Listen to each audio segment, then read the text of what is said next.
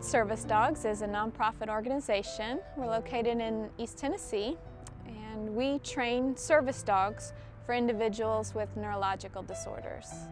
I'm a psychiatric nurse by history, and I was exposed to a lot of treatment modalities for mental illness or neurological disorders. And when I got into animal therapy and just visiting nursing homes with my personal pet and saw the difference it made, it just made sense that this was a much better way to teach and treat some of the symptoms I was seeing. I went through a very low period in my own personal life, and my pet was a very good motivator for getting out of bed and having to go run and exercise and, get out even when I wasn't feeling like it. And through that, and through working with my clientele and my patients as a psych nurse, it just brought those two loves together. I had very young parents. They were middle-class, hard-working folks, but they were very young and they needed some respite sometimes from their three sons. So our respite place was the Boys and Girls Club down on Caswell Avenue. It was a neat place to sort of grow up. The kids that come out of detention that actually join a Boys and Girls Club or the Teen Center on the outside, they don't come back to detention. They just don't come back at all. If they have a strong enough bond that they'll go join a club, they don't come back, and we're happy about that.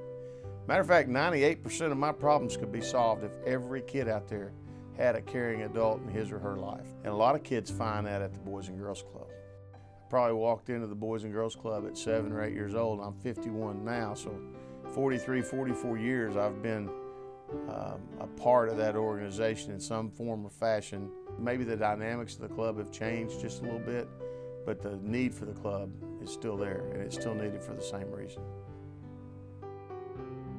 We have to understand that in our society there are people with needs, and that we have to be intentional about helping people meet those needs. My work with the Urban League is to make sure that the Urban League is known to the community so that individuals who live within our community can gain access to our services. And so I'm usually the public face, the person who goes out and who's the cheerleader and the fundraiser and the awareness person for the Urban League. I get to lead the troops, but there are some wonderful troops behind me. We often hear the term self-sufficiency a lot, and I will tell you what it means at the Urban League.